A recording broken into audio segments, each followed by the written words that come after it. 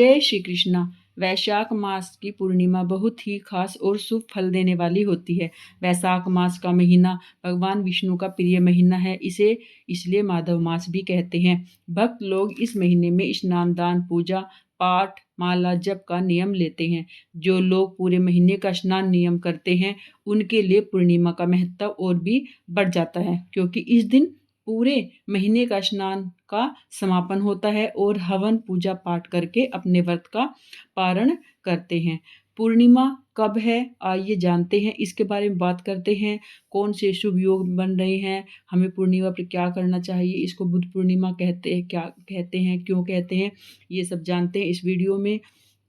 इससे पहले आप मेरे चैनल पर अगर नए आए हैं तो प्लीज़ चैनल को सब्सक्राइब कर लीजिए और वीडियो आपको अच्छी लगे तो लाइक और शेयर ज़रूर कीजिए। आइए जानते हैं पूर्णिमा कब है। पूर्णिमा की तिथि इस बार मनाई जाएगी 12 मई दिन सोमवार को। सोमवार की दिन पूर्णिमा का होना बहुत ही अच्छा माना जाता है। पूर्णिमा तिथि की शुरुआत होगी 11 मई को शाम को 8:01 पर और समापन होगा 12 मई को रात को 10:25 पर। तो इसलिए उदय तिथि के अनुसार 12 मई को ही पूर्णिमा मनाई जाएगी।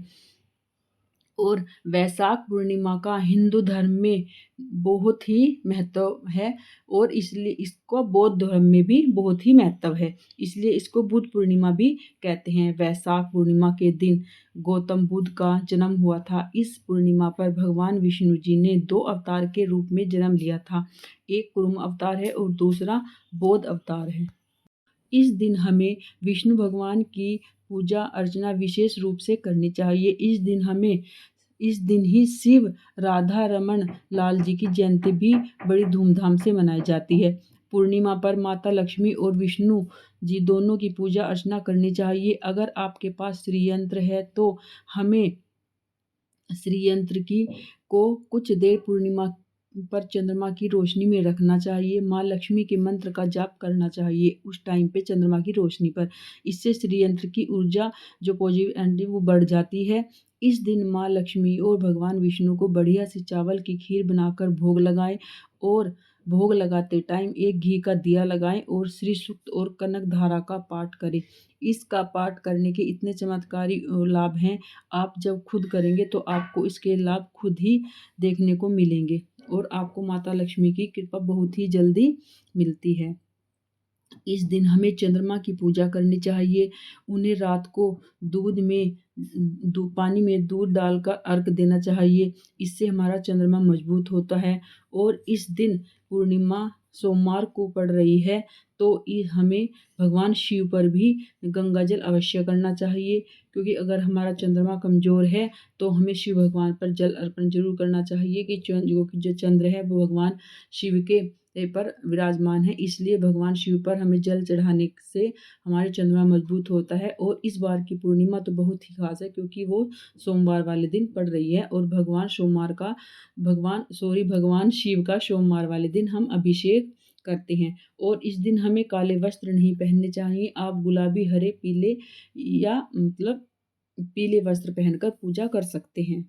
और इस दिन जो चंद्र उदय का टाइम है वो 6:57 पर है, इसलिए आप रात को चंद्रमा की रोशनी में कुछ टाइम मतलब आधा घंटा या 20 मिनट 25 मिनट जितना भी आपको टाइम है हमें अवश्य बिताना चाहिए। इससे हमारे शरीर में पॉजिटिव एनर्जी और हमारा चंद्रमा मजबूत होता है।